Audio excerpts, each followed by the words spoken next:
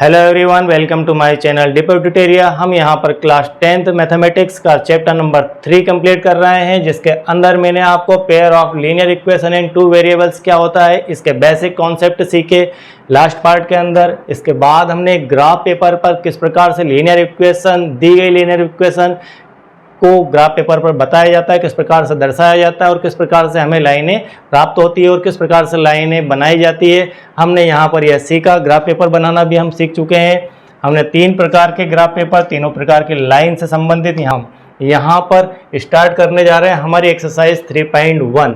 3.1 का हमारा पहला क्वेश्चन है। यह भी ग्राफ से संबंधित ही है। अभी तक हमने पूरा बेसिकली ग्राफ से संबंधित ही सीखते आए हैं। इससे पहले के पार्ट में हमने यहाँ पर पहले पार्ट के अंदर हमने इसका इंट्रोडक्शन देखा था कि लीनियर इक्वेशन क्या होती है, टू वेरिएबल्स क्या होते हैं, किस प्रकार से इनको ज्वाइन करके आपका चैप्टर बनाया गया है। अब हम यहाँ से स्टार्ट करते हैं हमारी एक्सरसाइज 3.1 का पहला क्वेश्चन, जो आपका ग्राफ आधारित ही है।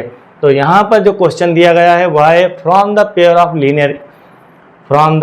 Of linear equation in the following problems. आपको एक इक्वेशन बनाना है, लीनियर इक्वेशन, और प्रॉब्लम को सॉल्व भी करना है। And find the solution graphically, और वह सॉल्यूशन आपका ग्राफिकली सॉल्यूशन होना चाहिए। यह इंडिकेशन यहाँ पर दिया गया है कि आपको इसका सॉल्यूशन, इस चैप्टर के अंदर आपको लीनियर इक्वेशन सॉल्व करने की तीन मेथड दी गई है। तीनों मेथड में से पहली मेथड हमारी यहाँ ग्राफिकल मेथड है। यह बहुत महत्वपूर्ण है। तीनों मेथड से एक क्वेश्चन जरूर आता है और ग्राफ से 100% लगभग पूछा ही जाता है ग्राफिकल से। तो यहाँ पर ग्राफिकल इसलिए आपकी बहुत महत्वपूर्ण हो जाती है क्योंकि ऑप्शनल क्वेश्चन आपको ग्राफ का आता है। तो हमें सॉल्यूशन करना है दोनों इक्वेशन को लेकर, और कैसे, ग्राफिकल माध्यम से, ग्राफिकल रूप से करना है। पहला क्वेश्चन है हमारा 10 स्टूडेंट ऑफ क्लास 10th के में 10 स्टूडेंट्स है कक्षा में, आपकी संख्या उसकी है 10। तो पेयर इन ए मैथमेटिक्स क्विज में भाग लेने वालों की संख्या है। ये आपकी क्लास से कोई 10 बच्चों ने मैथमेटिक्स क्विज में पार्टिसिपेट किया। If the number of girls is 4, उसमें से उन 10 बच्चों में से गर्ल्स की संख्या 4 थी। Girls is 4 more than the number of boys, girls की संख्या 4 ज़्यादा थी than the number of boys की संख्या से गर्ल्स की संख्या यहाँ पर 4 ज़्यादा थी। Find the number of boys and girls who took part in the quiz. हमें फाइंड करना है गर्ल्स की संख्या और बॉयज़ की संख्या दोनों। सिर्फ इतना सा दिया है यहाँ पर कि number of girls is 4 more then number of boys की संख्या से गर्ल्स की संख्या 4 ज़्यादा है, और 10 बच्चे इसमें पार्टिसिपेट हुए हैं। यह हमें 2 चीज़ें यहाँ पर दी है। एक दिया है कि 10 स्टूडेंट है, हम इसे अंडरलाइन कर देते हैं, आपको समझने में आसानी हो जाएगी। 10 स्टूडेंट दिया है और गर्ल्स जो है उनकी संख्या मोर देन 4 बॉयज़ की संख्या से 4 ज़्यादा है। तो यहाँ पर हम मान लेते हैं कि आंसर में let number of boys equal to x and girls is y। यहाँ पर हम मान लेते हैं क्योंकि हमारी जो लीनियर इक्वेशन होती है वह 2 वेरिएबल की हमारे चैप्टर के अंदर दी गई है, और 2 वेरिएबल की होने के कारण हम 2 वेरिएबल यहाँ पर मानकर चलेंगे। बॉयज़ को नंबर हमने x मान लिया और गर्ल्स की संख्या हमने y मान ली। अगर इस प्रकार से हम x और y मान लेते हैं और इक्वेशन बनाने की कोशिश करते हैं, तो पहली इक्वेशन यह कहती है कि बॉयज़ और गर्ल्स के दोनों की संख्या मिलाकर 10 है। दोनों की संख्या मिलाकर 10 है क्योंकि स्टार्टिंग में कहा गया है कि 10 स्टूडेंट ने यहाँ पर पार्टिसिपेट किया है। तो x plus y equal to 10 हो जाती है। x plus y equal to 10। अब नेक्स्ट आगे बढ़ते हैं। तो girls is 4 more than the number of boys की संख्या से आपके गर्ल्स की संख्या 4 अधिक है। तो गर्ल्स की संख्या हमने मानी थी y, तो y जो है आपकी उसका टोटल बॉयज़ से 4 ज़्यादा है। मतलब बॉयज़ की संख्या में अगर 4 ऐड कर दिया जाए, बॉयज़ की संख्या में यदि 4 ऐड कर दिया जाए, बॉयज़ के नंबर में यदि 4 ऐड कर दिया जाए, तो वह टोटल गर्ल्स की संख्या के इक्वल हो जाता है। तो यहाँ पर थोड़ा सा इस प्रकार से आपको सोच विचार करना होगा। मोर देन, ठीक है। Find the number of boys and girls, आपको बॉयज़ और गर्ल्स की संख्या फाइंड करना है, नंबर फाइंड करना, वो भी ग्राफ पेपर के माध्यम से, ग्राफ पेपर के ऊपर दिखाकर। तो यहाँ पर हम ग्राफ पेपर में पढ़ते हुए आए हैं। पिछले लेक्चर्स में हमने ग्राफ पेपर किस प्रकार से डिज़ाइन किए जाते हैं, किस प्रकार से बनाए जाते हैं और किस प्रकार से ग्राफ पेपर से हम x और y की वैल्यू फाइंड करते हैं यह सीख चुके हैं। अब हम उसी प्रोसीजर को वापस से दोहराते हैं। सबसे पहले हम एक टेबल इस प्रकार की बनाएंगे। इस प्रकार की टेबल कैसे बनाना है हम पिछले लेक्चर्स में पढ़ चुके हैं, लेकिन यहाँ पर क्वेश्चन है तो हमें यहाँ पर बनानी ही है। तो हम किसी एक इक्वेशन को पहले ले लेते हैं। हम लेते हैं इक्वेशन नंबर फर्स्ट को। इक्वेशन नंबर फर्स्ट है हमारी x + y = 10। पहली इक्वेशन हमारी है x + y = 10। x + y = 10 लिया। हम यहाँ पर x की वैल्यू पुट करें और y की वैल्यू मिल जाए। ऐसी कंडीशन करने के लिए हमें y = 10 - x लिखना होगा। y = 10 - x हम ऐसा लिख देते हैं। ये x हमारा उठकर उस तरफ चला गया तो हमारी y की वैल्यू हो गई 10 - x और x की वैल्यू हम इसके अंदर पुट करते हैं। x की वैल्यू हम रखते हैं 4। x = हमने रखा 4। x = 4 पुट करते हैं तो y की वैल्यू क्या आती है, तो y = 10 - 4, तो y = 10 में से आपके 4 गए तो y बराबर आ जाएगा 6। तो यहाँ पर आता है y बराबर 6। x बराबर 4 के लिए आपकी y की वैल्यू आ जाती है 6, जो कि यहाँ पर लिख दी गई है। x की 4 वैल्यू रखने पर y की वैल्यू 6 आती है। तो हम इस टेबल की बात कर रहे हैं।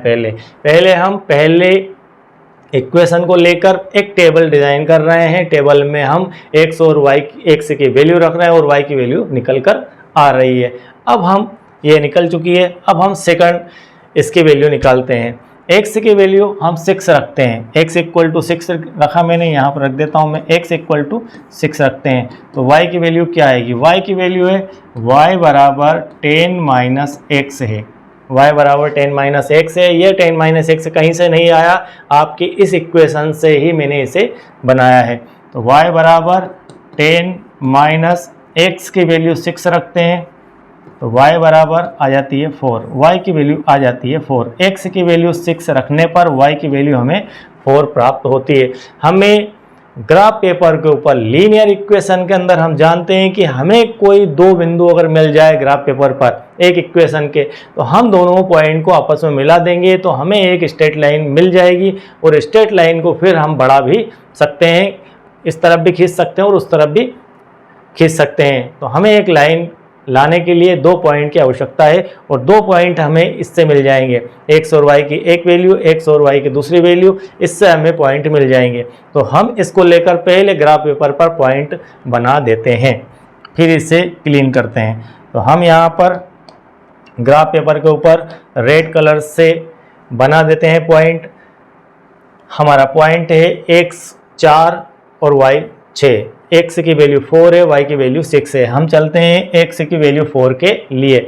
x की वैल्यू 4 यहाँ पर आती है और y की वैल्यू 6, तो 4 के ऊपर 6 यहाँ पर आती है। कुल मिलाकर यह जो आपकी है यह पॉइंट आपका कहलाएगा 4 6। क्या कहलाएगा यह पॉइंट आपका, इस पॉइंट की वैल्यू है 4 और 6। पहले आप x की वैल्यू लिखेंगे, उसके बाद में आप y की वैल्यू लिखेंगे। यह हम कोऑर्डिनेट के अंदर बेहतर तरीके से पढ़ चुके हैं। ग्राफ पेपर का पूरा बेसिक लास्ट लेक्चर में हमने कंप्लीट किया हुआ है। तो यहाँ अगर आप पहली बार देख रहे हैं कि ग्राफ पेपर कैसे बनाए जाते हैं, आपको नहीं पता है, तो आप लेक्चर में पीछे जाकर देख सकते हैं। इसको आप प्ले लिस्ट में जाइए और आपको यह पूरा ग्राफ पेपर कैसे बनाया जाता है, पूरी बेसिक जानकारी ग्राफ पेपर के बारे में, कोई पॉइंट नहीं छूटा है। वहाँ पर एक एक जानकारी मैंने क्लियर कर दी है। अब हम नेक्स्ट पॉइंट लेते हैं 6 और 4। x के लिए 6 है तो x के लिए यहाँ पर 6 है और y के लिए 4 है। तो x के लिए 6 वो देखेंगे और y के लिए 4 देखेंगे तो यह पॉइंट आपका यहाँ पर जाकर मिल जाता है। यह पॉइंट आपका यहाँ पर मिलता है। x में हम 6 गए, x में 6 चले और y के लिए 4 चले, तो y के लिए हम 4 इधर चले। तो ये जो पॉइंट हमारा ये हमारा 6 4 कहलाएगा। क्या कहलाएगा, 6 4। यह बिंदु हमारा 6 4 कहलाएगा। तो इस पॉइंट की में x की वैल्यू 6 है और y की वैल्यू 4 है, और इस पॉइंट में x की वैल्यू 4 है और y की वैल्यू 6 है। इन दो पॉइंट से हमें एक लाइन मिल जाती है। हम इस लाइन को आपस में मिला देते हैं। इस लाइन को मैंने यहाँ पर मिला दिया। इस प्रकार से इस लाइन को आगे बढ़ा देते हैं तो ये लाइन आपके आगे बढ़ जाएगी। थोड़ा बहुत हाथ इधर उधर हो सकता है लेकिन आपको लाइन प्रॉपर सीधी मिल जाएगी। यह हमारी एक लाइन हो चुकी है। और यह लाइन किस इक्वेशन के लिए, x + y = 10 के लिए यह लाइन हमने खींची है। आपको ग्राफ पेपर पर ही सारा सॉल्यूशन दिखाना है, आप इसे अन्य मेथड से नहीं कर सकते, जबकि आपको इंस्ट्रक्शन दिया है कि आपको ग्राफिकली सॉल्यूशन ही करना है, तो हमें ग्राफिकली सॉल्यूशन ही करना होता है। अक्सर बच्चे यह गलती कर देते हैं कि क्वेश्चन में क्या दिया है और आपने सॉल्यूशन कैसे निकाल दिया, उसका कोई मायने नहीं है। अगर आपने सॉल्यूशन निकाल भी दिया अन्य मेथड से तो उसका कोई मतलब नहीं निकलता। यदि ग्राफ पेपर दिया गया है तो ग्राफ पेपर पर ही वो सॉल्यूशन होना चाहिए। नेक्स्ट, आप इसका स्क्रीनशॉट ले लीजिए, ऐसे नोट डाउन कर लीजिए, इस प्रकार इसका सॉल्यूशन होगा। अब हम सेकंड इक्वेशन इसकी लेते हैं। एक इक्वेशन से हमें एक लाइन फाइंड हो जाती है। अब हम सेकंड इक्वेशन को अप्लाई करते हैं। यहाँ पर इक्वेशन नंबर फर्स्ट अप्लाई की थी हमने, इक्वेशन नंबर सेकंड देखते हैं। इक्वेशन नंबर सेकंड हमारी है x + 4 = y। x + 4 = y कहाँ से आई थी, यह आई थी हमारी गर्ल्स के जो नंबर हैं वो बॉयज़ के नंबर से 4 ज़्यादा है, मोर देन बॉयज़। 4 नंबर आपके गर्ल्स के ज़्यादा हैं, तो 4 नंबर ज़्यादा है तो हमने, यह बॉयज़ की संख्या है और बॉयज़ के नंबर में जब आप 4 ऐड कर देंगे तो आपको गर्ल्स के नंबर मिल जाएंगे। यह इस क्वेश्चन के अंदर कहा गया है, आपको मैथमेटिकल लैंग्वेज समझना होगी। अब हम इसे लेते हैं। यह तो ऑलरेडी बना बनाया इक्वेशन मिल गया है, y = x + 4, तो हमने यहाँ पर x लिख दिया और यहाँ पर y = x + 4 ही रख देते हैं, इसे और चेंज करने की आवश्यकता नहीं है। अब यहाँ पर हम एक एक वैल्यू रखते हैं। हम यहाँ पर इक्वेशन नंबर सेकंड ले रहे हैं, x + 4 = या इसे इस प्रकार से लिख सकते हैं हम y = x + 4। ये इक्वेशन इस प्रकार से आपकी हो जाती है। अब हम इसमें x की वैल्यू रखते हैं। हमने सबसे पहले पुट की x की वैल्यू 0, x की वैल्यू 0 पुट की और y की वैल्यू निकालते हैं, तो y = 0 + 4, x की जगह मैं 0 पुट कर दूंगा तो y की वैल्यू आ जाएगी मेरे पास 4। x की वैल्यू 0 के लिए y की वैल्यू आती है 4, x की वैल्यू 0 के लिए y की वैल्यू 4, तो यहाँ x की वैल्यू 0 के लिए y की वैल्यू 4 आ जाती है। अब हम सेकंड देखते हैं, x की वैल्यू हम 2 रखते हैं। आप स्वतंत्र हैं, कुछ भी वैल्यू रख सकते हैं, जरूरी नहीं कि यह दी गई वैल्यू ही आप याद करें, इसे रटने की आवश्यकता बिल्कुल भी नहीं है। इसे आप कुछ भी वैल्यू रख लीजिए, आपको अपने हिसाब से कैलकुलेट करना है कि वैल्यू -6 to +6 -6 to +6 के अंदर ही आ जाए। इतना ध्यान रखना है कि 6 से ज़्यादा या 8 से ज़्यादा ना हो, क्योंकि ग्राफ पेपर के ऊपर इससे बड़ी वैल्यू 15-20 की वैल्यू आप कैसे दिखाएंगे, आपको दिखाने में वहाँ दिक्कत आएगी। इसलिए आप 8-10 वैल्यू प्लस माइनस में होगी चलेगी, उसके करीब x और y को हमें वैल्यू फाइंड करना है। तो x की वैल्यू 2 रख ली, देन हम देखते हैं कि y की वैल्यू क्या आएगी। y की वैल्यू यहाँ पर x की वैल्यू मैंने 2 रखी +4, तो y बराबर यहाँ आ जाता है 6। x की वैल्यू 2 के लिए y की वैल्यू आती है 6। तो इस प्रकार से हमने दो वैल्यू सभी के निकाल ली, 2 इधर निकाल ली और लाइन बना दी, 2 इसकी निकाल ली। अब लाइन बन जाएगी। आप चाहें तो और भी वैल्यू रख सकते हैं, आप चाहें तो x की वैल्यू 4 भी रख सकते हैं, आप चाहें तो रख सकते हैं। हम यहाँ लिख देते हैं x = मैं रख देता हूँ 4। अब 4 रखने से क्या होगा, y की वैल्यू 8 हो जाएगी, जो इससे ज़्यादा हो जाएगी। तो हम यहाँ पर कुछ और कम करके रख लेते हैं, x की वैल्यू 3 रख देते हैं, 3 4 7 हो जाएगी, 7 भी थोड़ा सा ज़्यादा हो जाएगा। तो x की वैल्यू 1 रख देते हैं, x = 1। तो देन y = x + 4, x + 4, तो y = 1 + 4, तो y = हो जाता है 5। तो इस प्रकार हमें एक वैल्यू और फाइंड हो जाती है। आप कुछ भी वैल्यू रख के कुछ भी वैल्यू फाइंड कर लीजिए, लेकिन हमारे ग्राफ पेपर की बाउंडेशन है कि हम यहाँ पर 6 वैल्यू से ऊपर की वैल्यू नहीं दर्शा सकते, क्योंकि हमारे पास लाइनें इतनी ही दी गई है और इतने में ही काम चलाना है। तो यहाँ आपकी यह स्मार्टनेस होगी कि आप ऐसी वैल्यू फाइंड करें कि जो इसके ऊपर आ जाए। चलिए इन 3 वैल्यू को हम रख देते हैं। मैं एक यहाँ पर और वैल्यू लिख देता हूँ।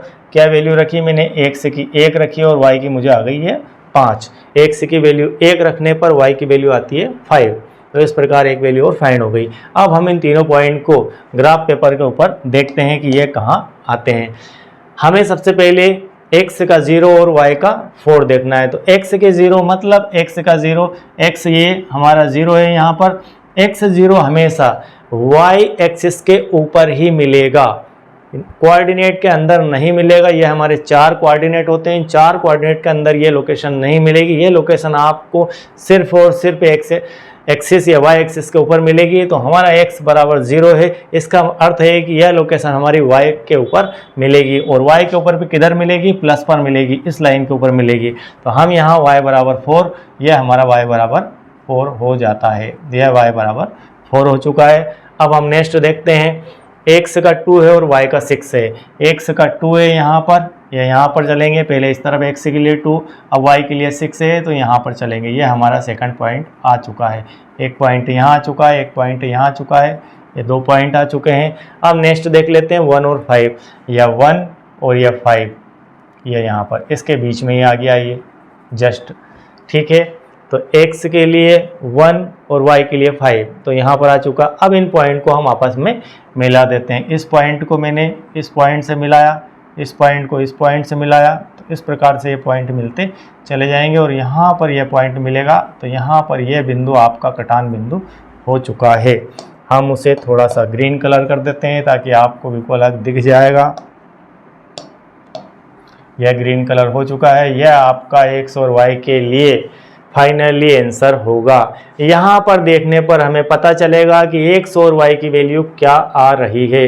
तो यहाँ पर हम देख पा रहे हैं कि यहाँ से अगर देखें इस पॉइंट को, तो x की वैल्यू यहाँ पर 3 है, x की वैल्यू यहाँ पर 3 है, यहाँ से यहाँ और यहाँ से यहाँ, इस प्रकार आप इसे देखेंगे इस प्रकार से। तो x आपका 3 है, 1 2 3, और y आपका 1 2 3 4 5 6 7। तो यहाँ पर 7 है, यहाँ 6 था, अब यहाँ 7 आ चुका है। फाइनली हम यहाँ लिख सकते हैं कि x इक्वल टू 3 और y इक्वल टू यहाँ पर 7 आ चुका है। यह हमारी x और y की वैल्यू है जो कि हमने फाइंड की है। तो आप x की वैल्यू 3 और y की वैल्यू 7 फाइंड करते हैं। इसका अर्थ है कि आपकी जो क्लास है उस क्लास में बॉयज़ की संख्या हमने मानी थी x, बॉयज़ की संख्या मानी थी x, मतलब उस क्लास में लड़कों की संख्या है 3 और लड़कियों की संख्या है 4। गर्ल्स कितनी है 4। आपके पास बॉयज़ 3 है और गर्ल्स 4 है, जो कि उनसे 4 ज़्यादा है। यहाँ पर कहा गया है कि 4 ज़्यादा है, तो आप देख सकते हैं कि 4 ज़्यादा है या नहीं है। तो बॉयज़ आ चुके हैं 3 और गर्ल्स आ चुकी है 7। टोटल होता है यहाँ पर 10, टोटल 10 आ चुका है। क्या यह इससे 3 ज़्यादा है? तो हाँ, लड़कियों की संख्या से लड़कों की संख्या 4 ज़्यादा है। इसमें अगर 4 ऐड करें बॉयज़ की संख्या में तो ही गर्ल्स की संख्या बन पाएगी, या गर्ल्स की संख्या बॉयज़ की संख्या से 4 अधिक है। इस प्रकार आप क्वेश्चन के हिसाब से इसे टैली भी कर सकते हैं कि क्या आपका आंसर सही आ रहा है या नहीं आ रहा है। तो यह तो बात होती है ग्राफ पेपर की, कि ग्राफ पेपर के ऊपर हम किस प्रकार से क्वेश्चन को सॉल्व कर सकते हैं। यदि आपको दिया गया हो ग्राफिकली सॉल्यूशन, तो इस प्रकार से आपको सॉल्व करना है। तो हम अब इसे क्लीन करते हैं। आप चाहे तो इसका स्क्रीनशॉट ले लीजिए, मैं थोड़ा सा अलग हट जाता हूं, और या चाहे तो नोट डाउन कर लीजिए। अब हम थोड़ा सा इसका और विश्लेषण कर लेते हैं पहले ही क्वेश्चन के अंदर, इसके बाद फास्ट तरीके से आगे बढ़ेंगे। जहाँ पर आपको डीपली नॉलेज देने की आवश्यकता होगी, बिल्कुल आपको डीपली नॉलेज दिया जाएगा। अब हम वापस से दोनों इक्वेशन को देखते हैं कि हमारी इक्वेशन क्या थी और क्या सॉल्यूशन आया, और यह सॉल्यूशन इसे कैसे सेटिस्फाई करता है। हमारी इक्वेशन थी x plus y equal to 10। एक तो आपकी यह इक्वेशन थी, एक इक्वेशन थी x plus 4 equal to y, यह आपकी सेकंड इक्वेशन थी। सेकंड इक्वेशन हमारा स्टैंडर्ड फॉर्म होता है ax plus b y equal to c. इस फॉर्म में ही आपकी इक्वेशन होना चाहिए, और इसी फॉर्म में यह इक्वेशन लिखिए। आप कंफ्यूज बिल्कुल भी ना हो। यह 4 को मैं उस तरफ ले जाऊंगा तो -4 हो जाएगा। आप इसे ऐसा भी लिख सकते हैं, x minus y equal to -4। यह आपकी सेकंड इक्वेशन का चेंजिंग स्वरूप है। आप इसको ऐसा भी लिख सकते हैं। अब हमारे पास जो आंसर आए हैं वो आए हैं x इक्वल टू क्या आया है, x इक्वल टू आया है 3 और y इक्वल टू आया है 7। ये हमारे आंसर आए। हम देखते हैं कि क्या पहले इक्वेशन में रखने पर यह हम क्या करते हैं, यहाँ पर चेक करते हैं, चेकिंग करेंगे इसकी कि क्या ये जो वैल्यू आई है यह वैल्यू इक्वेशन को सेटिस्फाई करती है या नहीं करती है। इन इक्वेशन में वैल्यू का क्या मीनिंग होता है, इसका यह मीनिंग होता है कि आप x की जगह x रखिए। हमारी जो पहली इक्वेशन थी x plus y equal to 10, x की जगह पुट कीजिए आप 3, यहाँ 3 पुट की, y की जगह पुट कीजिए 7, आपका RHS चल रहा है 10, तो 7 3 10 इक्वल टू 10।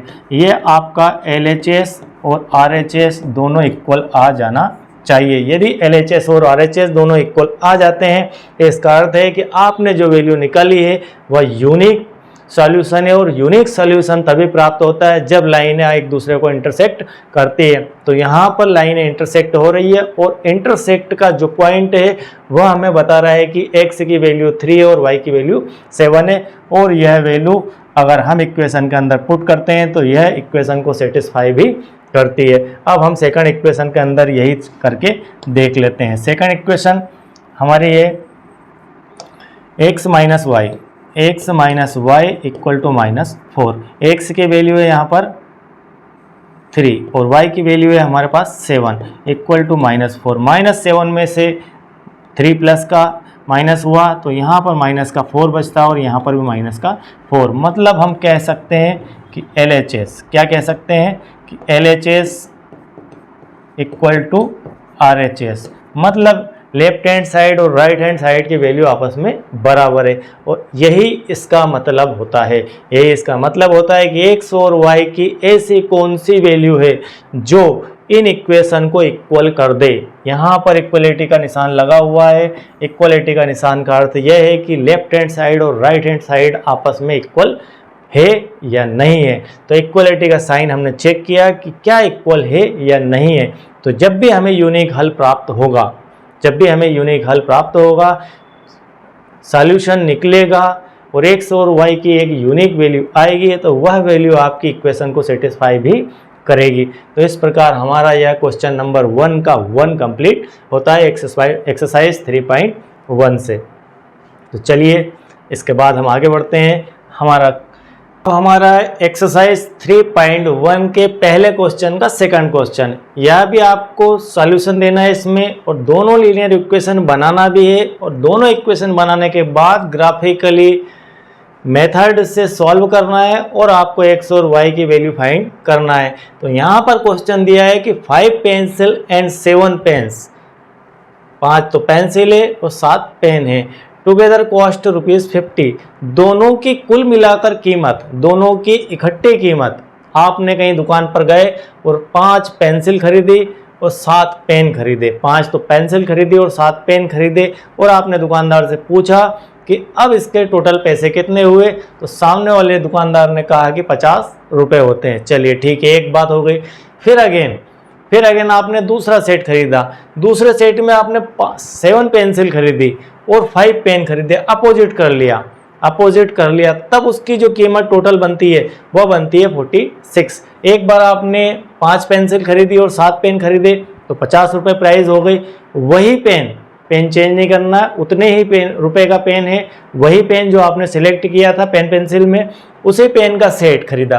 तो 7 तो पेंसिल खरीदे और 5 पेन खरीदे, और इस प्रकार एक सेट बनाया। उस सेट की कीमत 46 रुपीज़ हो जाती है, 4 रुपये घट जाती है। Find the cost of the pencil and that of 1 pen, आपको एक पेन और एक पेंसिल की कीमत फाइंड करना है। तो इस प्रकार के क्वेश्चंस के लिए हम इस प्रकार से लिखते हैं। मान लीजिए हमें स्टार्टिंग में दिया था पेंसिल, हमें दिया है पेंसिल यहाँ पर, तो पहले पेंसिल है और बाद में हमारा पेन है।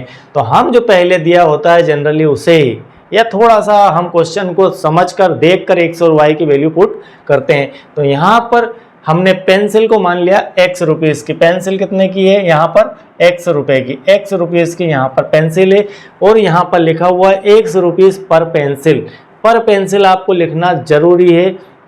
क्यों जरूरी है कि आप x रुपये में 100 रुपये की एक पेंसिल खरीद कर ला रहे हैं। मतलब हमें जो पूछा गया है कि 1 पेंसिल, यहाँ पर क्या दिया है 1 पेंसिल, तो 1 पेन 1 पेंसिल की कीमत, 1 पेन और 1 पेंसिल के लिए हम एनी 1 की बात कर रहे हैं, तो पेंसिल इज 100 रुपीज़, ठीक है। पर शब्द का अर्थ है यहाँ पर जो लाइन लगी है, इस पर का मतलब होता है x पर, यहाँ पर कुछ भी लिखा हुआ है, यहाँ लिखा है पेन, तो इसका अर्थ है कि एक पेन की कीमत, ठीक है, एक पेन की कीमत है ये। यहाँ पर अगर लग जाता है 2 तो यहाँ पर 2 पेन की कीमत हो जाएगी, पर 2 पेन। तो इस प्रकार से यहाँ पर 1 लिखा हुआ है, तो पर 1 लिखना जरूरी है, ठीक है। आगे बढ़ते हैं। तो हमने मान लिया पेंसिल आपकी 100 रुपीज़ की और पेन आपका y रुपीज़ का है। अगर इस प्रकार से हमने x और y मान लिया, ठीक है, ये x और y थोड़ा सा ऊपर नीचे लिख गया है, कोई दिक्कत नहीं। देन हम इसे इक्वेशन के रूप में कैसे बना सकते हैं, कैसे बनाएंगे हम, फिर यहीं पर चलते हैं। 5 पेंसिल, आपके 5 पेंसिल है, 5 पेंसिल का अर्थ है कि 5 इंटू एक्स, 5 इंटू एक्स। अगर मान लीजिए 100 रुपये का आपका एक पेंसिल है, 100 रुपये की एक पेंसिल है, तो 5 पेंसिल की कीमत कितनी हो जाएगी आपकी 5x हो जाएगी। और प्लस में हम इसको प्लस में कर देते हैं 7 पेन, मतलब 7 इंटू वाई, इन दोनों की कीमत को जोड़ दिया जाए। आपकी जो भी कीमत है यहाँ पर पेंसिल की, वो पेंसिल से 5 का गुणा कर दिया जाए, और एक पेन की कीमत अगर 7 रुपये तो 7 वाई रुपये है, तो 7 का उसमें मल्टीप्लाई कर दिया जाए। क्यों कर दिया जाए, क्योंकि हमने 7 खरीदे और ख़रीदने के बाद हमने 50 रुपये का उसे भुगतान किया है। मतलब कुल मिला के इसी के अंदर हमारी 100 रुपये की कीमत आ चुकी है। तो इस प्रकार से आप अरेंज कर सकते हैं। तो अरेंज करने के बाद आपकी इक्वेशन नंबर यहाँ पर 1 आती है, 5x + 7y = 50, 5x + 7y = 50। इस प्रकार से हमने अरेंज किया। सेकंड अरेंजमेंट फिर से हुआ, ये चेंज हुआ, सेटअप चेंज करके हमने ली 7 पेंसिल और 5 पेन। तो यहाँ पर 7 पेंसिल, ये देखिए पेंसिल के लिए x है और पेन के लिए y है, तो 7x + 5y = 46, ये लिख दिया। बिल्कुल आसान है। यह हमने सेकंड यहाँ पर इक्वेशन तैयार कर ली। अब आपके पास 2 इक्वेशन तैयार हो चुकी है। जब हमारे पास 2 इक्वेशन तैयार हो जाती है, तब हम क्या करते हैं, हमें x और y की वैल्यू निकालना है ग्राफ पेपर पर दिखाने के लिए। x और y की वैल्यू निकालना है, हम एक टेबल बनाते हैं। एक टेबल इस प्रकार के हमेशा हम बनाते हैं, इसलिए कई क्वेश्चन हम इस प्रकार के देख चुके हैं। इस प्रकार के टेबल बनाते हैं, यहाँ x होता है और यहाँ y कैसा है, यहाँ पर ये हमारी इक्वेशन थी, ये हमारी इक्वेशन नंबर 1 थी। इक्वेशन नंबर 1 से हम 5x को उधर लेके गए, तो यहाँ पर 5x हो गया 50 के इस तरफ जाकर, और y की वैल्यू निकालना है, तो 7 इसके अपान में चला गया। मतलब आप किसी भी x की वैल्यू के लिए आप कोई भी वैल्यू यहाँ पर रखेंगे, उस वैल्यू को रख कर आप y की वैल्यू फाइंड करते हैं। इसी टाइप से आप यहाँ पर x की कोई वैल्यू रखेंगे सेकंड इक्वेशन के लिए, तो सेकंड इक्वेशन में 7x उधर चला गया, उसके बाद आपका 5 इसके अपान में आ गया, ये वाला 5, और इस प्रकार आप x की कोई वैल्यू रखेंगे और y की वैल्यू कुछ मिलेगी। तो यहाँ पर इसी टाइप के आपको 2 टेबल बना लेना है। एक में आप यहाँ पर x और दूसरे में 50 - 5x, 50 - 5x अपान 7, जो कि आपका y बराबर है। और इसी टाइप से इसमें भी आप लिख लेंगे। इस प्रकार के मैं कम से कम 6 से 7 सवाल करवा चुका हूँ, क्वेश्चन कई सारे कर चुके हैं। तो अब मैंने आपके लिए यहाँ से छोड़ दिया है। अब आप जो है यहाँ से यहाँ तक थोड़ा सा कठिन होता है, इसके बाद सब कुछ इजी हो जाता है। तो आप यहाँ तक आ गए हैं। यहाँ से आने के बाद आप x और y की वैल्यू निकालिए, इसके अंदर रखिए और ग्राफ पेपर के ऊपर देखिए और आपको सॉल्यूशन मिल जाएगा। अब हम इसके बाद आगे तरफ बढ़ते हैं। तो यह हमारे 3.1 का क्वेश्चन नंबर 2 था और इसे हमने कंप्लीट कर लिया है। ये कुछ हिस्सा आपके लिए छोड़ दिया गया है। आप से अगर नहीं होता है तो आप कमेंट बॉक्स में लिख दीजिए कि सर हमें ग्राफ पेपर पर भी इसे सॉल्व करवा दीजिए। हम आपको इसके अंदर ही ऐड करके नेक्स्ट पार्ट और बनाकर इसको सॉल्व करवा देंगे। लेकिन इतना तो आप कीजिए, यदि समझ में नहीं आता है तो हम यहाँ पर बैठे हुए हैं। इस क्वेश्चन नंबर 2 के अंदर हमने पिछले जो पार्ट थे उनके अंदर देखा कि हम दी गई लीनियर इक्वेशन से जो पेयर दिया हुआ था, लीनियर इक्वेशन का जैसे यहाँ पर भी एक पेयर दिया हुआ है, या एक पेयर दिया, फिर एक पेयर दिया, फिर एक पेयर दिया, 3 टाइप के यहाँ पर पेयर दिए हैं। इस प्रकार के एक पेयर से हमने देखा था, एक पेयर को हमने सॉल्व किया और एक्स वाई की वैल्यू को निकाली और फिर हमने उसको ग्राफ पेपर के ऊपर दर्शाया और ग्राफ पेपर के ऊपर हमें अलग अलग इक्वेशन के लिए अलग अलग स्ट्रेट लाइन प्राप्त होती थी और उन स्ट्रेट लाइन में 3 कंडीशन हुआ करती थी। एक कंडीशन हमने देखी कि इस प्रकार से वह इंटरसेक्ट की कंडीशन थी, दूसरी कंडीशन हमारी जो है कोइंसिडेंट की थी और तीसरी कंडीशन हमारी पैरेलल की थी। तो 3 कंडीशन हमें वहाँ पर देखने को मिली थी। अब हम ये इस क्वेश्चन में यह चाह रहा है क्वेश्चन हमसे कि हम बिना ग्राफ पेपर की सहायता से, बिना ग्राफ पेपर पर जाए, आप सिर्फ इक्वेशन को देखकर आप बताइए कि इनकी क्या कंडीशन हो सकती है, क्या क्या कंडीशन हो सकती है, इंटरसेक्ट करेगी या पैरेलल है ये लाइन या कोइंसिडेंट है ये लाइन। तो तीनों हमें यहाँ पर बताना है। 3 कंडीशन दी गई है, तीनों कंडीशन इन 3 इक्वेशन से हमें देखकर बताना है कि किस प्रकार से ये बिहेवियर करेगी। तो चलिए इसका सॉल्यूशन हम पिछले लेक्चर में बहुत डिटेल में देख चुके हैं कि किस प्रकार से इन्हें चेक किया जाता है और यहाँ पर तो हमें चेक करना ही है। तो क्वेश्चन नंबर 1 हमारा है 5x minus 4y equal to -8। मैं इस टाइप से इसे लिख देता हूँ। अब मैं 8 को उस तरफ लेकर जाऊँगा। क्यों लेकर जाऊँगा अभी थोड़ा सा बताता हूँ मैं आपको। अब सेकंड है 7x plus 6y equal to +9। ये हो गया आपका +9। यह आपकी इक्वेशन नंबर फर्स्ट होती है, यह आपकी इक्वेशन नंबर सेकंड होती है। इस प्रकार आप दोनों इक्वेशन को लिख लीजिए। अब हमें इनका कंपैरिजन करना है। क्या करना है? कंपेयरिंग करना है। कंपेयरिंग करना है किसका? रेशो का कंपैरिजन करना है। किससे करना है? हम स्टैंडर्ड फॉर्म जो इसकी होती है वह स्टैंडर्ड फॉर्म होती है a1x plus b1y equal to c1 और a2x plus b2y equal to c2। इससे कंपैरिजन करेंगे, मतलब इससे कंपेयर करना। यह हमारी इक्वेशन नंबर 1 और इक्वेशन नंबर 2 है और यह हमारा स्टैंडर्ड फॉर्म है। यह हमारा स्टैंडर्ड फॉर्म है, यह हमारी इक्वेशन का स्टैंडर्ड फॉर्म है और यह हमारी दी गई इक्वेशन है। यह हमारी दी गई इक्वेशन है। तो हम स्टैंडर्ड फॉर्म से दी गई इक्वेशन का कंपैरिजन करके a1 b1 c1 a2 b2 c2 की वैल्यू फाइंड करेंगे। तो सबसे पहले क्वेश्चन के लिए हम a1 a2 b1 b2 की वैल्यू निकालते हैं। तो यहाँ पर कंपेयर करने पर a1 की वैल्यू आती है, a1 हम इसका इससे कंपेयर कर रहे हैं तो a1 की वैल्यू 5 आती है, यहाँ पर आ चुकी है 5। इसी टाइप से b1 की वैल्यू यहाँ पर आती है -4।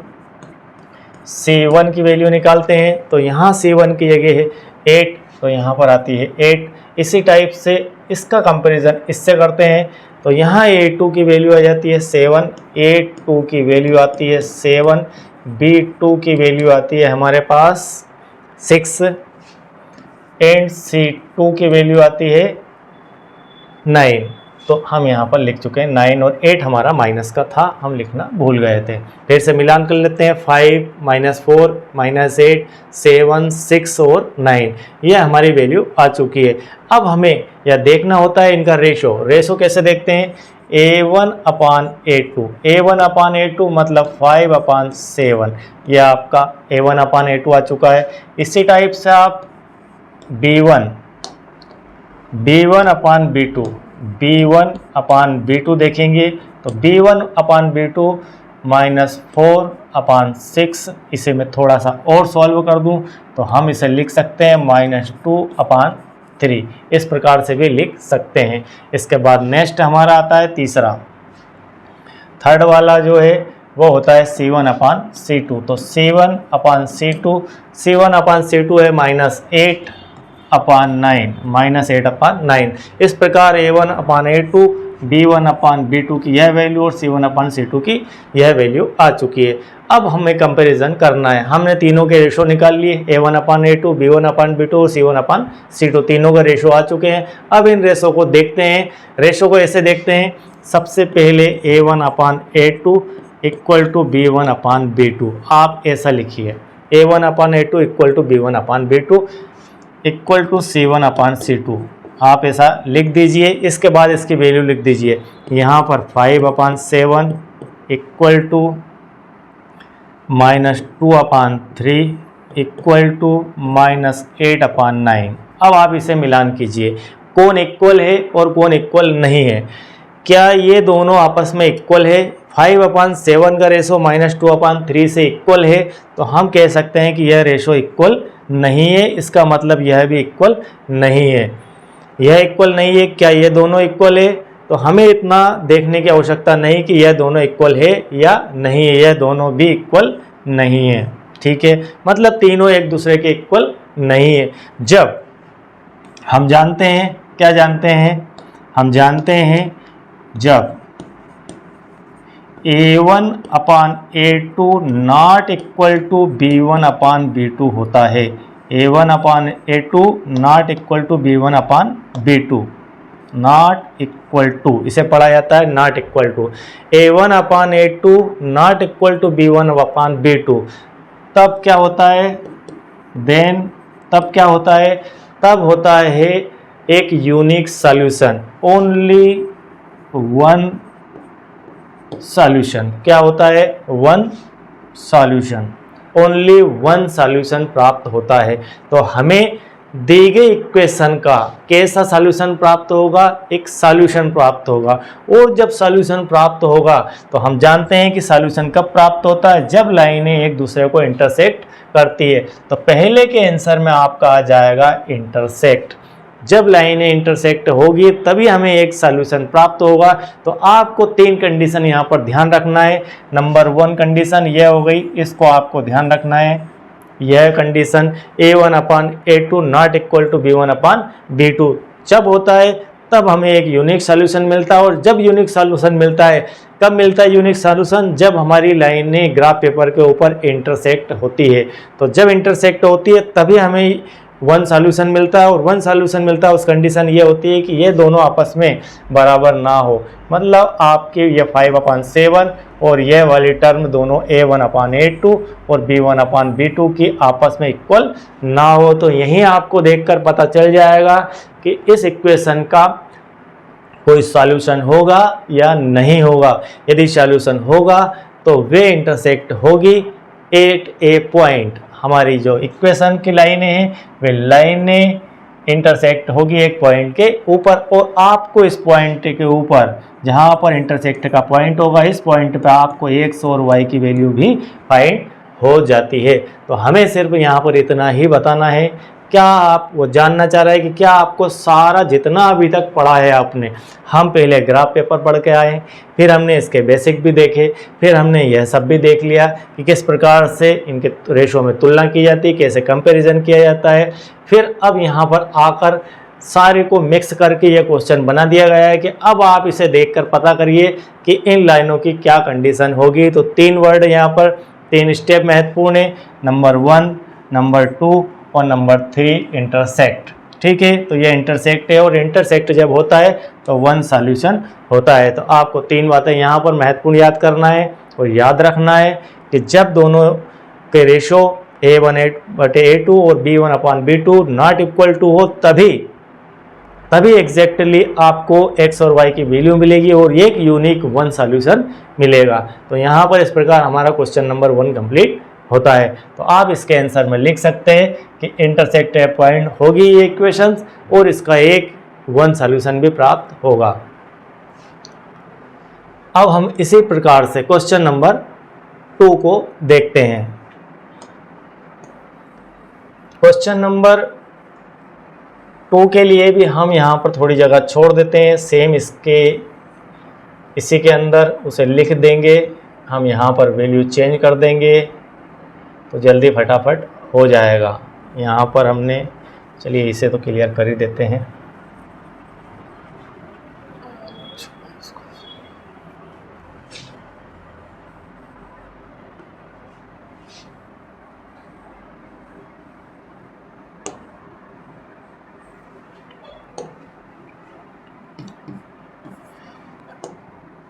अब हम लेते हैं हमारा सेकंड क्वेश्चन। सेकंड क्वेश्चन है हमारा 9x की इक्वेशन है 9x + 3y, 9x + 3y = 12। ये आपकी इक्वेशन नंबर 1 होती है। अब आपकी इक्वेशन नंबर 2 है यहाँ पर 18x + 6y इक्वल टू -24, तो इसे भी माइनस कर देते हैं क्योंकि हम इसे उस तरफ लेकर गए। अब हम इसकी कंपैरिजन कर लेते हैं। हम इसका कंपैरिजन करके A1 B1 C1 A2 B2 C2 की वैल्यू फाइंड कर लेते हैं। A1 की वैल्यू यहाँ पर दिखती है 9, B1 की वैल्यू है 3 और C1 की वैल्यू है -12। इसी टाइप से A2 की है 18, B2 की वैल्यू है यहाँ पर 6 और C2 की है -24। अब हम इसका रेशो निकाल लेते हैं। तो रेशो निकालते हैं, हम रेशो निकालते हैं A1/A2 equal to 9/18 equal to 1/2। इस प्रकार से लिखा जा सकता है इसे। इसके अगेन आगे बढ़ते हैं तो B1/B2 इक्वल टू 3/6 और सिंप्लीफाई से लिखें तो हम ऐसे लिख सकते हैं 1/2 और C1/C2 इक्वल टू -12/24। ये भी माइनस का माइनस माइनस कैंसिल होके 1/2, 12 से 24 2 टाइम भाग चला जाता। अब फाइनली हम यहाँ पर इसका विश्लेषण करते हैं कि ये क्या है। मतलब A1/A2 equal to B1/B2 equal to C1/C2 है। इन तीनों के रेशो देखें, इसका 1/2, इसका 1/2, इसका 1/2। तो यहाँ पर A1/A2 B1/B2 C1/C2 तीनों एक दूसरे के इक्वल हैं। तीनों लाइनें जब तीनों A1/A2 और B1/B2 और C1/C2 का रेशो एक दूसरे के इक्वल हो तब हम जानते हैं, हमने ग्राफ पेपर के ऊपर भी देखा था कि इस प्रकार की कंडीशन में लाइनें कैसी होती है। लाइनें होती है एक दूसरे को ओवरलैप करती हुई। जब लाइनें एक दूसरे को ओवरलैप करती हुई आएगी तो उस स्थिति को हम कहते हैं कोइंसिडेंट। क्या कहते हैं? कोइंसिडेंट। तो यह कंडीशन होती है कोइंसिडेंट। क्या होती है? कोइंसिडेंट लाइन्स होती है। हम इसे कहते हैं कोइंसिडेंट लाइंस। कोइंसिडेंट लाइन का अर्थ होती है कि एक लाइन के ऊपर ही दूसरी लाइन आ जाती है। इस कंडीशन में x और y की वैल्यू क्या रहेगी? इस कंडीशन में x और y की वैल्यू मेनी सॉल्यूशन रहेंगे। कैसे रहेंगे? मेनी सॉल्यूशन रहेंगे। हमें हर पॉइंट के ऊपर x और y की वैल्यू मिल जाएगी। एक पॉइंट यहाँ, एक पॉइंट यहाँ, एक जहाँ चाहें आप वहाँ मिलता जाएगा। मतलब मेनी सॉल्यूशन अनंत अनेक हल होंगे, इन्फिनिटी सॉल्यूशन हो सकते हैं। जितना आप सॉल्यूशन चाहे उतने सॉल्यूशन हो सकते हैं। तो इस परिस्थिति में, किस परिस्थिति में आपको यह ध्यान रखना है कि जब हम यहाँ पर इस एक्सरसाइज में इस क्वेश्चन को कर रहे हैं, इसका बहुत ही गहरा मीनिंग है। क्या आप यहाँ पर इसे देखकर बता सकते हैं या देखकर कह सकते हैं कि इसका क्या होना है? इसमें x और y की वैल्यू निकलेगी या नहीं निकलेगी? पहली चीज़ निकलेगी या नहीं निकलेगी? यदि निकलेगी तो कितने निकलेगी? हम यहाँ पर पहले इक्वेशन में देखा था कि x और y की वैल्यू निकलेगी। कितने निकलेगी? यहाँ पर देखा इन दोनों को 5/7 4/6 दोनों इक्वल नहीं है रेशो। इसका अर्थ है कि इसमें सिर्फ एक यूनिक हल मिलना है, x और y की एक एक वैल्यू मिलना है। और इसके अंदर ये पूरी इक्वेशन इसके जैसी ही है।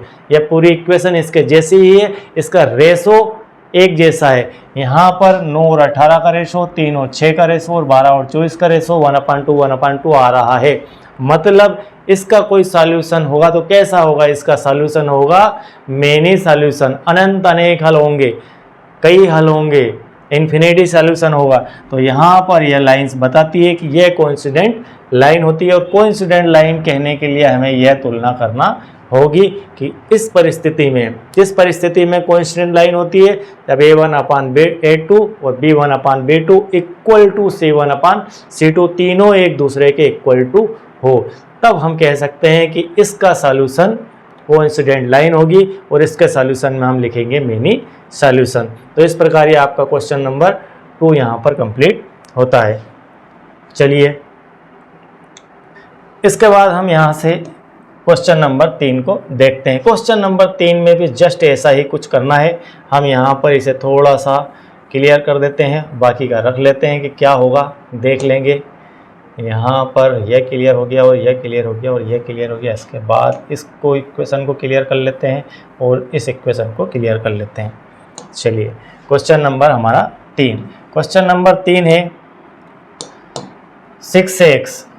6x minus 3y equal to -10 और 2x minus y equal to -9। इससे हम हमारी जो स्टैंडर्ड लीनियर इक्वेशन होती है टू वेरिएबल की, उससे तुलना करते हैं, उससे कंपेयर करते हैं। कंपेयर करने पर हमें पता चला कि a1 की वैल्यू यहाँ पर 6 है, b1 की वैल्यू यहाँ पर -3 है और c1 की वैल्यू -10 है। फटाफट लिख दिया। अब यहाँ से a2 की वैल्यू 2 है, b2 की वैल्यू -1 है, y के साथ कोफिशिएंट -1 है। यहाँ पर हम प्लस से तुलना कर रहे हैं, इसलिए हम यहाँ पर y की वैल्यू, y के छोड़कर इसके साथ में जो कोफिशिएंट है वह है माइनस का, इसके साथ माइनस का कोफिशिएंट है। मैं इसे ऐसा भी लिख सकता हूँ 2 × x प्लस -1 y = -9। हम इसे ऐसा भी लिख सकते हैं, आप ऐसा पढ़ सकते हैं। तो आप देखेंगे कि y के साथ -1 है, हमें प्लस लेकर ही तुलना करना है। तो यहाँ पर -1 हो चुका है और C2 की वैल्यू यहाँ पर आती है -9। तो इस प्रकार से हमने वैल्यू निकाल ली। अब आप इसका कंपेयर कर दीजिए, 6/2 मतलब आपका आ चुका है 3 और यहाँ पर आ चुका है -3/-1। कुल मिलाकर यह भी आपका प्लस का 3 है और यहाँ पर -10/-9, कुल मिलाकर यह आपका 10/9 है। ठीक है, अब इसके अंदर इसे पुट कर देते हैं और देखते हैं। हम पुट करके देखते हैं। हमने यहाँ पर लिखा है a1/a2 की वैल्यू है 3/1 और b1/b2 की है 3/1 और यहाँ पर c1/c2 की है 10/9। हम क्या देख पा रहे हैं? हम देख पा रहे हैं कि ये दोनों एक दूसरे के इक्वल है, लेकिन ये एक दूसरे के इक्वल नहीं है। तो इस परिस्थिति में जब a1/a2 इक्वल टू b1/b2 हो but not equal to c1/c2, then आप लिख सकते हैं, क्या लिख सकते हैं यहाँ पर कि ये लाइनें, इस प्रकार की कंडीशन में लाइनें पैरेलल होगी। कैसी होगी? पैरेलल होगी, पैरेलल होगी। और जब लाइनें पैरेलल होती है इस प्रकार से, जब लाइनें पैरेलल होती है तो क्या इसके सॉल्यूशन निकल सकते हैं? सॉल्यूशन होने के लिए x और y का इंटरसेक्ट होना जरूरी है या फिर एक दूसरे के साथ में होना जरूरी। यदि x और y लाइन मिलेगी ही नहीं कहीं पर तो फिर उसका सॉल्यूशन कैसे आएगा? तो इसको हम लिख सकते हैं नो एनी सॉल्यूशन। क्या लिख सकते हैं? No any solution. आपका यहाँ पर कोई सॉल्यूशन नहीं होगा। तो यहाँ पर इस प्रकार आप क्वेश्चन को देखकर बता सकते हैं कि इसका क्या होना है। तो हमने यहाँ पर तीनों क्वेश्चन में 3 वेरिएशन यहाँ पर देखे और तीनों वेरिएशन को हम 3 बार देख चुके हैं। ये 3rd टाइम है। पहले ग्राफ पेपर के अंदर समझ चुके हैं, उसके बाद आपके एक और टेबल थी, उस टेबल के अंदर भी हम सारा कुछ समझ चुके हैं। यही सब लेकर और अब 3rd टाइम वापस समझ रहे हैं। बार बार इसी चीज़ पर जोर दिया जा रहा है, इसी फार्मूले को जोर से कहा जा रहा है। तो आपको इसे ध्यान में रखना है। अब आपको फाइनली एक बार और मैं यहाँ पर ये क्लियर करके सारा इसका निचोड़ बता देता हूँ कि इसका अर्थ क्या होता है। कुल मिला के सबसे पहले आपको करना है कंपैरिजन, और कंपैरिजन करने के बाद उसका रेशो निकालना है। और रेशो निकालने के बाद आपके पास परिस्थितियाँ क्या निर्मित होगी? पहली परिस्थिति हो सकती है कि a1/a2 not equal to b1/b2, a1/a2 not equal to b1/b2। इस कंडीशन को हम कहेंगे, क्या कहेंगे इस कंडीशन में? इस कंडीशन को हम कहेंगे इंटरसेक्ट की कंडीशन है। लाइनें इंटरसेक्ट लाइन है। लाइन्स कैसी है? इंटरसेक्ट लाइन है। और इंटरसेक्ट लाइन अगर है तो सॉल्यूशन कैसा है? तो हम कह सकते हैं कि इसका यूनिक सॉल्यूशन है, ओनली वन सॉल्यूशन। इतना आपको याद रखना है। a1/a2 not equal to b1/b2 की कंडीशन में हम कह सकते हैं कि लाइनें कैसी रहेगी? ग्राफ के ऊपर इंटरसेक्ट लाइन रहेगी और उनकी कंडीशन क्या रहेगी? ओनली वन सॉल्यूशन आपको प्राप्त होगा। और सेकंड कंडीशन में आप आगे बढ़ेंगे। मान लीजिए कि ऐसा हुआ कि a1/a2 नॉट और इक्वल टू, आपको आ गया इक्वल टू, यहाँ पर a1/a2 इक्वल टू b1/b2। आपने देखा कि a1/a2 इक्वल टू है B1, अगर नॉट इक्वल टू तो यहीं रुक जाना है, और इक्वल टू अगर है तो फिर थर्ड को भी चेक करना है, थर्ड रेशो चेक करेंगे C1/C2, और ये आपको नॉट इक्वल टू की कंडीशन में मिल जाता है। यदि ये नॉट इक्वल टू की कंडीशन में मिल जाता है तब क्या करेंगे, तब हम कहेंगे कि ये लाइन है, इसका क्या होगा, इसका होगा no solution, no any solution, इसका कोई हल नहीं है। और एक इसका कोई हल नहीं है, इसका अर्थ है कि ये लाइन कैसी है, ये है पैरेलल लाइन है। कैसी लाइन है, पैरेलल लाइन से है ये। तो आप इसको ऐसा लिख सकते हैं कि ये लाइन है पैरेलल लाइन होगी। और तीसरी कंडीशन, यह आपको देखने का मैं सही तरीका बता रहा हूँ कि किस प्रकार से आपको किस क्रम में इसे देखना है, किस क्रम में इसे चेक करना है, नहीं तो कन्फ्यूज़न की स्थिति क्रिएट हो सकती है। दो चेक कर ली, अब तीसरी स्थिति हम चेक करते हैं कि यदि पहले में आपने यहीं पर इक्वल टू आ गया, बात खत्म होती है। दूसरी में दोनों इक्वल टू नहीं है और दूसरे में इक्वल टू है, तो तीसरे को चेक करेंगे, तीसरा रेशो देखेंगे। यदि इस कंडीशन से बाहर एक कंडीशन आ जाती है कि यह तीनों ही एक दूसरे के इक्वल है, A1/A2 बराबर B1/B2 बराबर C1/C2, ये कंडीशन निर्मित हो जाती है। तो इस कंडीशन को हम कहेंगे किस प्रकार का सॉल्यूशन है ये तीनों लाइनें हमारी कोइंसिडेंट लाइन बनाएगी। तीनों इस प्रकार से रेशो आते हैं। तो सबसे पहले हम उसका सॉल्यूशन लिखते हैं। कैसा सॉल्यूशन होगा, उसके मेनी सॉल्यूशन होंगे। कैसे होंगे, मेनी सॉल्यूशन, इसके कई अनंत अनेक हल होंगे। इसमें हमें एक सॉल्यूशन मिला, इसमें कोई सॉल्यूशन नहीं मिला, इसके अंदर मेनी सॉल्यूशन मिले। और मेनी सॉल्यूशन जब होते हैं तो लाइन कैसी होती है, कोइंसिडेंट लाइन्स होती है। मतलब इस प्रकार की एक लाइन के ऊपर दूसरी लाइन मिल जाती है। तो इस प्रकार से आप तीनों कंडीशन को समझ सकते हैं। इसी क्रम में आपको चेक करना है। पहले यदि दोनों बराबर नहीं आते हैं तो बात यहीं पर ख़त्म हो जाती है। यदि दोनों बराबर आ गए तो तीसरे को चेक करेंगे। तीसरे को चेक करने पर आपको दो परिस्थितियां हो सकती है, या तो वो बराबर हो या नहीं हो। यदि बराबर है तो फिर ये स्थिति, और इक्वल टू नहीं है तो ये स्थिति, नो एनी सॉल्यूशन और मेनी सॉल्यूशन। तो इस प्रकार आपको इसे चेक करना है। और इसी क्वेश्चन के अंदर इस प्रकार का आपको दिखाना था कि क्या क्या इक्वेशन के क्या क्या सॉल्यूशन हो सकते हैं। आई होप कि आपको ये सारी बातें बिल्कुल डीपली समझाइए, मैंने तो समझ में आ गई होगी। यदि आप मेरे चैनल के साथ नए जुड़े हैं, पहली बार देख रहे हैं, सुन रहे हैं और सीख रहे हैं, तो आप चैनल को लाइक कीजिए, सब्सक्राइब कीजिए और बेल आइकन को भी प्रेस कीजिए, ताकि आपको नेक्स्ट आने वाले वीडियोस, लेक्चर्स के नोटिफिकेशन तुरंत मिल सके। और मेरे साथ बिना स्किप किए डीपी ऑडिटोरिया देखते रहिए। मैं क्लास 6th से लेकर 12th तक का मैथमेटिक्स आपका कंप्लीट करवाता हूं, और यहाँ पर मैथमेटिक्स पढ़ाने का बहुत ही लंबा अनुभव है। सिर्फ अनुभव नहीं है तो गोल गोल बातें करने का, वो थोड़ा सा मेरा व्यवहार नहीं है और वो मुझे आता नहीं है। और धीरे धीरे आप लोगों के बीच में रहकर वो शायद मैं सीख जाऊं, हो सकता है। तो गोल गोल बातें करना नहीं आता आपको। मैथमेटिक्स पॉइंट टू पॉइंट पढ़ाया जा रहा है, पैरा टू पैरा पढ़ा रहा हूं। आपको सारी एक्सरसाइज यहाँ पर क्लियर होगी, और सारा कुछ जितना भी IMP मटेरियल निकल कर आएगा।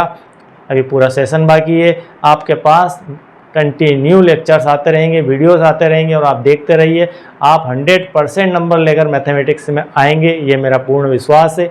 और मैं आपको भरोसा दिलाता हूँ कि आप मेरे साथ कनेक्शन बनाए रखिए, आप मेरे साथ कंटिन्यू लेक्चर्स अटेंड करते रहिए, तो आपको डेफिनेट मैथमेटिक्स में नई ऊंचाइयाँ मिलने से कोई नहीं रोक सकता है। तो थैंक यू वेरी मच।